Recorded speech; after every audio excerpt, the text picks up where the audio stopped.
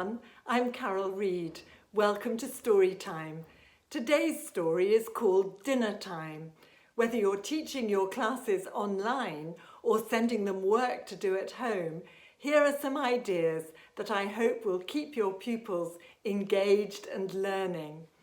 If you're teaching your classes online, get children to bring along items of food that they like or don't like. I like apples, I don't like bananas, and so on. Say simple food riddles and children identify the food. For example, it's red, you eat it in salad or on pizza or on spaghetti, tomato. Act out making another crazy omelette.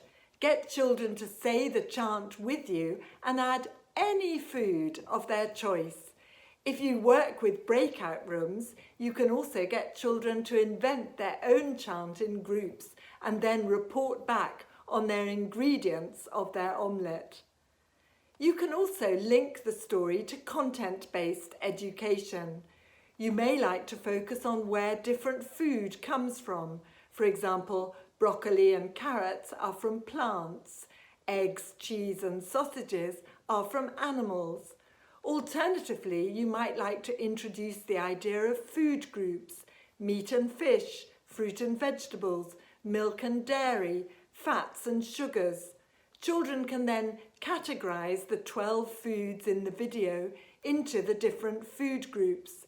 They can also learn how much of each food group they should eat every day and become aware of healthy and unhealthy food and food that they should only eat once in a while as a treat.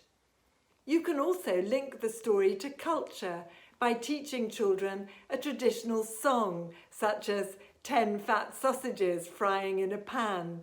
And it's always a good idea to ask children to teach the song to their family. You can also link the story to values education by talking about the importance of being careful in the kitchen and preparing food and never to cook without permission and an adult present. You might like to elicit the things that children should do to stay safe.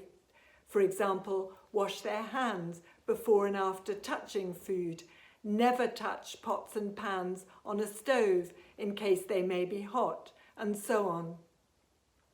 If you're sending children work to do at home, you might like to get children to categorize the food items in the story video in a Venn diagram: food they really like, food they don't really like, and food that they neither particularly like or dislike.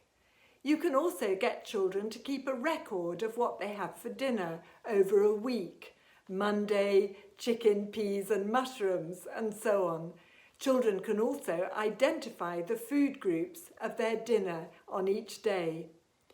Give children a simple gap-filled recipe for an omelette and get them to complete it, adding up to 3 ingredients of their choice. For example, cheese, tomato, mushrooms.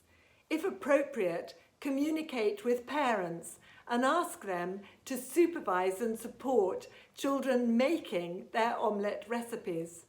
Children can then take a photo of their omelette to send you or to show you if they're having an online class and talk about their omelettes. My omelette has tuna fish, onion and tomato. It's delicious. Get children to give the story a score out of 10 and complete a simple story review. I think the story is great, funny. I like the part when Dad drops the omelette. I like the part when Tiger eats the omelette.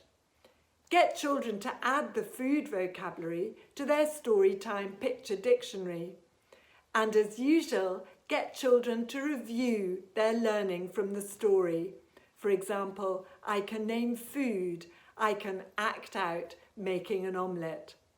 If you're teaching children online and sending them work to do at home, you can use a combination of these ideas.